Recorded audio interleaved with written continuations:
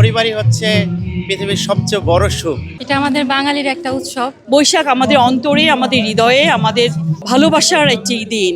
ধর্মীয় ভেদাভেদ সব ভুলে আমরা বাঙালি আবার জেগে উঠি, আমাদের বাংলাদেশকে সমৃদ্ধ করি। আমাদের এই আনন্দটা পরিবারকে নিয়েই উদযাপন করাটাই হচ্ছে সবচেয়ে ইম্পর্টেন্ট, কারণ পরিবারই হচ্ছে পৃথিবীর সবচেয়ে বড় সুখ। আর এই সুখটা যদি বছরের প্রথম দিন উদযাপন করি, তাহলে এর চেয়ে আনন্দ আর কিছু হতে পারে না। এটা আমাদের বাঙালির একটা উৎসব, আমাদের বাংলা প্রথম নববর্ষ। আমরা সবাই একসাথে উদযাপন করি, এটা আমাদের অনেক আনন্দ লাগে। পরিবার নিয়ে একটা জায়গায় ঘুরতে আসছি, আজকে ছুটির দিন, পরিবারের সবাই একসাথে বসবো একটা জায়গায়, একটু আনন্দ করবো, ঘুরবো, একসাথে সময় কাটাবো।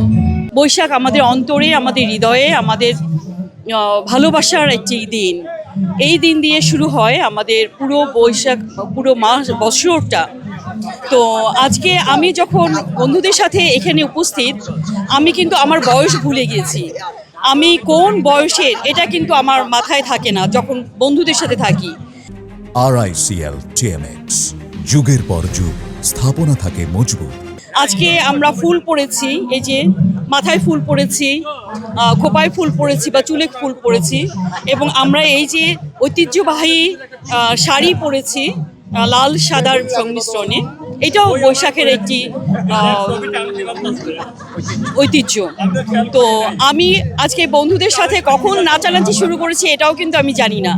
যখন মিউজিক শুরু হয়েছে, এটা হয়তো নাচ না, এটা হয়তো কোনো নৃত্য না, বাট এটা বন্ধুদের সাথে পাওয়ার একটা আনন্দের বহিঃপ্রকাশ। আমি আশান্বিত আমরা আবার আমাদের পুরনো ঐতিহ্যে ফিরে যাব। অসাম্প্রদায়িক বাংলাদেশ গড়ে উঠবে। মানুষের ভেদাভেদ, মানুষের খুনাখুনি, হত্যা, মারামারি বন্ধ হবে আমাদের এই সংস্কৃতি চেতনার মধ্যে দিয়ে। রমনায় সেই শুরু হয়েছিল ছায়ানটের মাধ্যমে, বৈশাখী শোভাযাত্রা আর্ট কলেজের মাধ্যমে শুরু হয়েছিল, সারা দেশে ছড়িয়ে পড়েছে।